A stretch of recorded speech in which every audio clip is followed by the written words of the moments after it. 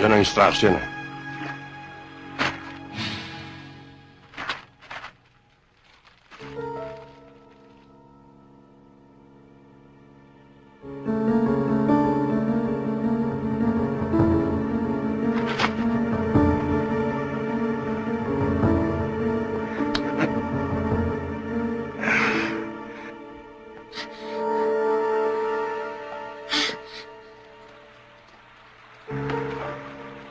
Mga pulis!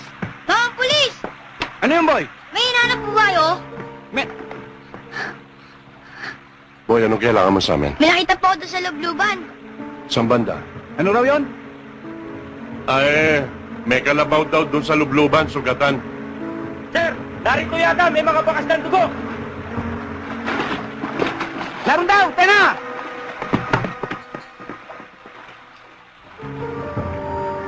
Saan nyo nakita mo lalaki? Samahan mo ko. Duno! Oo nga pala, Georgia, ba't hindi ka na naman naglaro? Sa ibang araw na lang masama ang pakiramdam ko eh. Kanina ko pa nga niyaya si Georgia eh. Ayaw niya lang talaga eh. Ay, hayaan nyo nga siya. Pagod yan taong yan, no? Galing pa yan sa biyahe tapos nag-party pa kahapon. Kaya ganyan, no? Ang sabihin mo, kaya matamlayan, eh dahil sa kakaisip niya kay Delphine, no? I'm sure. Pwede ba, Georgia, alisin mo na sa utak mo yung Delphine na yan? That man is a convict. Corny nito. Oo nga. Lucas, please, ha? Georgia, si attorney? Attorney! Sandali lang kasi talagang pinapunta ko siya dito. Excuse me, ha? Attorney, pasensya na ho kayo. Kasi ho talagang apprehensive lang ako mula nung nalaman ko ang nangyari kay Delphine. Alam niyo naman ho, malaking utang na loob ko sa It's all kanya. right, Georgia. I understand. May bago ho ba kayong impormasyong nakuha? Well, I tried calling some people para magtanong-tanong, pero walang gusto magsalita eh. Si Ernesto Delgado, ang nakalaban ni Delphine. You know who he is. He's a strong and powerful man. Ang ipinagtataka ko lang ho kasi, attorney, bakit ho niwala ko nabalitaan tungkol sa kasong ito? Not even within our circle. Eh di sana ho nung ko pa natulungan si Delphine. Nagkaroon ng blackout sa kaso. Maging sa media. Alam mo naman, hindi maaaring ganong klaseng skandalo kay Mr. Delgado. Bye-bye.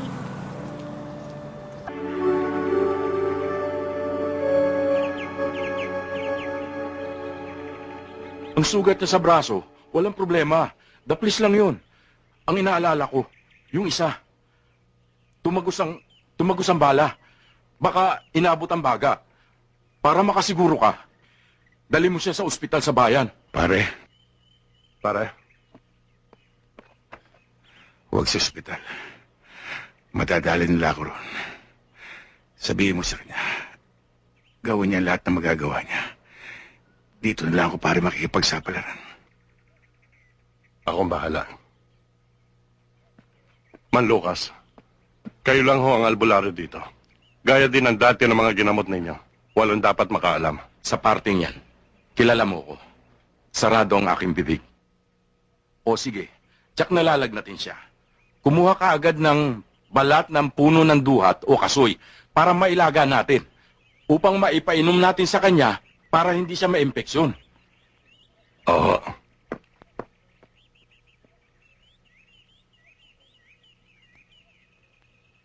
Ano ba yung itsura Tuloy mo ka. dyan? Ah? Bakit namukha kang sirena? Ha? Isda!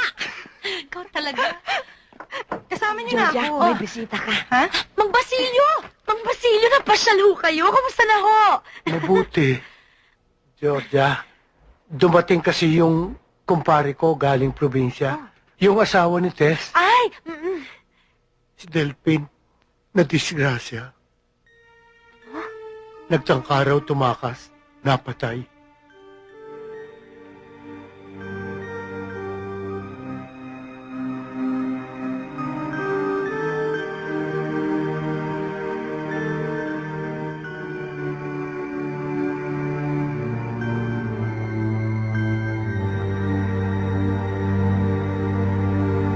Kulya, bilisan mo naman.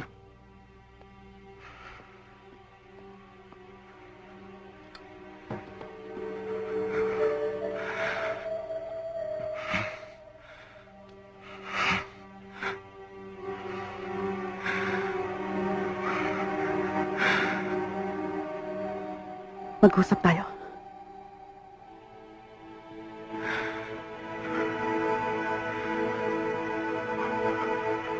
Dado, natatakot ako. Paano na lang kung mamatayan dito? Anong gagawin natin? Hindi ka lang tatanggalin sa trabaho mo. Ikukulong ka pa. Malaking utang na loob ko kay Delphine. Noong araw, hindi pa tayo mag-asawa. Nagkaya ng barkada mag-outing sa kabilang isla. Sa Kamalasa naman, tumaob ang bangka. Hindi ako marunong lumangoy. Sa laki kunto, yung mga kasamahan ko walang nagawa. At ito na nga si Delphine, na hindi ko kakilala. Lumusong. Sinagip ako. Kung hindi dahil sa kanya, patay na ako ngayon. Kaya magmula nun, naging magkaibigan na kami. Naging magkumpare.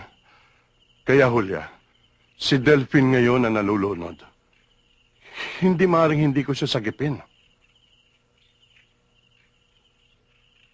Naintindihan ko. Pero pulis ka. At siya'y kalaban ng batas. Naniniwala pa rin akong walang kasalanan ng kumpare ko. During our last meeting, Mr. Delgado, you said you could meet your deadline. But it's already 2 weeks late, and our Taiwanese counterpart thinks that you cannot handle the job anymore. I'm sorry for the delay, Mr. Yang. As you can see, we try to maintain a high standard. So our products are close to perfection. But we are following a timetable, and we don't want our client to worry. I understand. Again, I guarantee that the merchandise will be delivered within the next few days. Osing, Excuse me. dispensa na, bossing. Maganda naman ang pababasa ko sa inyong balita. Ano yun? Tungkol kay Delphine Mandiego. Tapos na ang problema mo.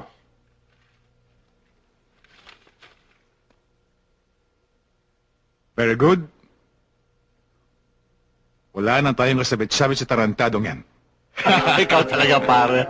Pero alam mo, partner, sa panahon ngayon, in order to succeed, dalawang bagay lang kailangan. Money and friends. Pare. Correction. The right friends. Alam mo na, the right friends in the right places. Or at least with the right connections. Diba? Okay. I stand corrected.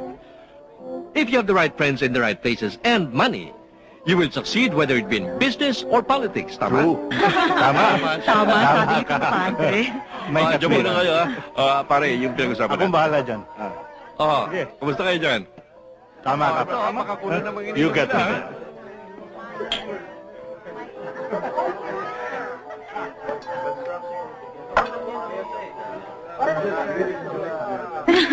Okay, hey, let's play golf na lang next week, okay? Yes, Hey, it's Georgia. Bakit tayo? Yung naman ako kausapin. Georgia! Ay! Come, join us! Come on! Ayun na sila. Georgia! Attorney! Iha. Hello! Hi, Georgia. Georgia. Mabuti naman na Happy dumating ka. anniversary. Happy anniversary po. Salamat Mrs. naman. Salamat, Georgia, at hindi mo binigo ang anyaya namin. Pwede ba naman ho yun na napaka-importanting okasyon ho nito? 35th wedding anniversary. Bihira na pong umaabot ng 35 years ngayon. Ay, sinasintia nga ho pala, tsaka si Benny, remember? Happy anniversary ho. Make yourselves at home. Opo. Hindi na kayo bisita rito, alam mo yan. Opo, doon na lang ho kami muna, attorney, sa mga kaibigan namin. Oh, Oho, okay. happy anniversary again. Sige. Thank you again.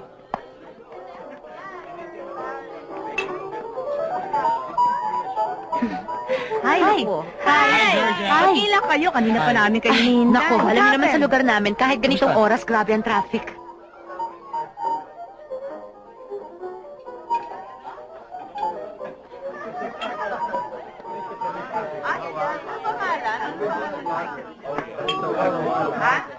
Mga kaibigan, your attention please.